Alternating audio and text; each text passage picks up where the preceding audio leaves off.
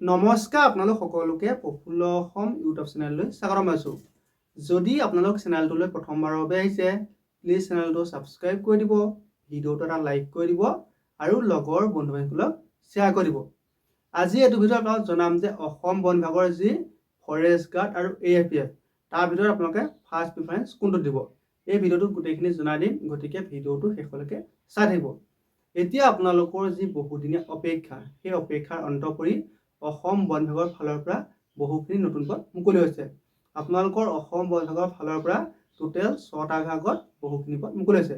তাৰে ভিতৰত আপোনালোকৰ আছে forester grade 1, forest guard, game watcher, AFPF, driver আৰু ড্ৰাইভাৰ কনষ্টেবল। এতিয়া আপোনালোকৰ অসম বন বিভাগৰ যি ফৰেষ্ট গাৰ্ড আৰু AFPF পদ আছে, তাত আপোনালোকে এপ্লাই কৰোঁতে ফাৰ্ষ্ট প্ৰিফাৰেঞ্চ কোনটো দিব, মই এই ভিডিঅ'টোত আপোনালোকক গোটেইখিনি জনাই দিম, গতিকে ভিডিঅ'টো শেষলৈকে চাই থাকিব।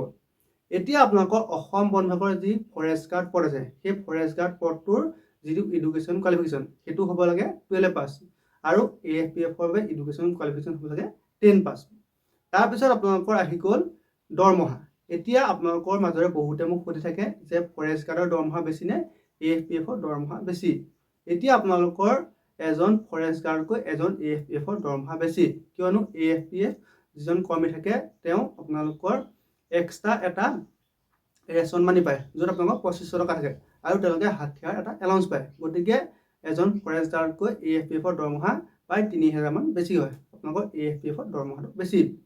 তাৰপিছত আপোনালোকৰ সুবিধা, এতিয়া ফৰেষ্ট গাৰ্ডৰ সুবিধা বেছি নে AFPFৰ সুবিধা বেছি। এতিয়া আপোনালোকৰ সুবিধাখিনি চাবলৈ হ'লে ফৰেষ্ট গাৰ্ডৰ সুবিধাখিনি বেছি থাকে, কিয়নো আপোনালোকৰ এজন AFPF কৰ্মী যেতিয়া ট্ৰেইনিং কমপ্লিট কৰি ওলাই আহিব তাৰপিছতে তেওঁৰ নামত এটা হাথিয়াৰ ইছ্যু দি দিয়ে। যদিহে তেওঁ কিবা কাৰণত ঘৰৰ ওচৰত ডিউটি পায়, কিন্তু তেওঁলোকে হাথিয়াৰটো য'তে বা আপোনালোকৰ য'ত ত'ত থৈ যাব নোৱাৰাৰ বাবে তেওঁ আপোনালোকৰ ছুটিৰ ক্ষেত্ৰত অলপ অসুবিধা হয়। কিন্তু এজন ফৰেষ্ট গাৰ্ডৰ কোনো ধৰণৰ হাথিয়াৰ নাথাকে, তেওঁ যদি ঘৰৰ ওচৰ হয় তেন্তে তেওঁ ডিউটিসমূহ মিলাই ঘৰৰ পৰা অহা যোৱা কৰিব পাৰে, কিন্তু এজন AFPF কৰ্মীয়ে নোৱাৰে।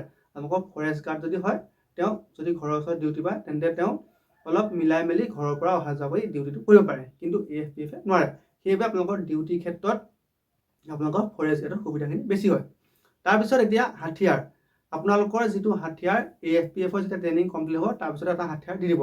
তেওঁ লাগিলে য'তে ডিউটি নকৰক, তেওঁ আপোনালোকৰ ৱাইল্ড লাইফত থাকিলেও হাথিয়াৰ থাকিব বা নৰ্মেল থাকিলেও হাথিয়াৰ থাকিব, কিন্তু এজন ফৰেষ্ট গাৰ্ডৰ ৱাইল্ড লাইফত থাকিলে হাথিয়াৰ থাকে, তেওঁ যদি নৰ্মেললৈ গুচি আহে তেন্তে তেওঁ কোনো ধৰণৰ হাথিয়াৰ নাথাকে, বা ছ'চিয়েল ফৰেষ্টত থাকিলে কোনো ধৰণৰ হাথিয়াৰ নাথাকে।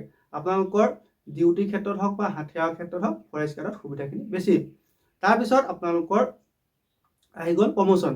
প্ৰমোশ্যন চিষ্টেমটো আপোনালোকৰ প্ৰায় একেই, আপোনালোকৰ ফৰেষ্ট গাৰ্ডৰ পৰা ফৰেষ্টাৰ 2 হ'ব, তাৰপিছত ফৰেষ্টাৰ 1 হ'ব, তাৰপৰা আপোনালোকে ডেপুটি ৰেঞ্জাৰ আৰু SCF পৰ্যন্ত পাই যাব। তাৰপিছত আপোনালোকৰ যিটো AFPFৰ প্ৰমোশ্যন, সেই প্ৰমোশ্যনটো হৈছে আপোনালোকৰ প্ৰথম লেন্স নায়ক, তাৰপৰা নায়ক, তাৰপিছত হাবিলদাৰ, তাৰপৰা আপোনালোকৰ ASI, তাৰপিছত আপোনালোকৰ SI নাইবা PC, তাৰপিছত আপোনালোকৰ DSP পৰ্যন্ত পাই যায়। গতিকে আপোনালোকৰ যিটো প্ৰমোশ্যন চিষ্টেম, সেই প্ৰমোশ্যন চিষ্টেমটো আপোনালোকৰ প্ৰায় আপোনালোকৰ একেই হয়। আপোনালোকৰ প্ৰমোশ্যন চিষ্টেমটো অলপ লেহেমীয়া হয়, আপোনালোকৰ ফৰেষ্ট গাৰ্ডৰ হওক বা AFPFৰ প্ৰমোশ্যন চিষ্টেমটো একেই হয়।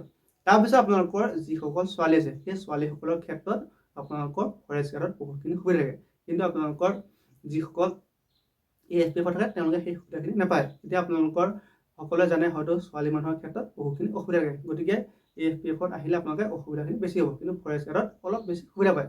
গতিকে আপোনালোকৰ যিসকলে ধৰি লওক হাথিয়াৰলৈ ডিউটি কৰিম বুলি ভাবি আছে, তেওঁলোকে AFPFত ফাৰ্ষ্ট প্ৰিফাৰেঞ্চ দিব, কিয়নো আপোনালোকৰ AFPFত যেতিয়া আপুনি সোমাব তাৰপিছত আপুনি এটা হাথিয়াৰ পাই যাব। কিন্তু আপোনালোকক মই কৈ যাওঁ, হাথিয়াৰৰ যিটো আপোনালোকৰ হাথিয়াৰৰ প্ৰতি যিটো আগ্ৰহ মন আছে, সেই আগ্ৰহ যিটো মন, সেই আপোনালোকৰ হাথিয়াৰ যিটো নিচা, সেই নিচাটো আপোনালোকৰ যেতিয়া ট্ৰেইনিং কৰিব ট্ৰেইনিঙতে আপোনালোকৰ আমনি লাগি যাব, কিয়নো আপোনালোকৰ হাথিয়াৰটো আপোনালোকৰ হাতত থকা মানে বহুতখিনি ৰিস্ক আহি যায়। গতিকে আপোনালোকে পঢ়াখিনি পক্ষত ল'ৰাসকলেও ফৰেষ্ট গাৰ্ড ফাৰ্ষ্ট প্ৰিফাৰেঞ্চ দিয়ক, আৰু আপোনালোকৰ ছোৱালীসকলে মেইনলি ফৰেষ্ট গাৰ্ডত ফাৰ্ষ্ট প্ৰিফাৰেঞ্চ দিব, কাৰণ AFPFত আহিলে আপোনালোকৰ বহুতখিনি অসুবিধা হয়। গতিকে যিসকলে আজিৰ পৰা এপ্লাই কৰিব তেওঁলোকে আপোনালোকে ভাবি ল'ব, প্ৰথম এপ্লাই কৰাৰ আগত ভাবি ল'ব, আপোনালোকৰ মোৰ মতে ফৰেষ্ট গাৰ্ডত যদি ফাৰ্ষ্ট প্ৰিফাৰেঞ্চ যায় তেন্তে আপোনালোকৰ সুবিধাখিনিও বেছি, আৰু ফৰেষ্ট গাৰ্ডত আপোনালোকৰ যিটো হায়াৰ ছেকেণ্ডেৰী পাছ লেভেলৰ এটা পদ হয়, আৰু ফৰেষ্ট গাৰ্ডৰ ডিউটিসমূহ আপোনালোকৰ অফিচিয়েলি হয়।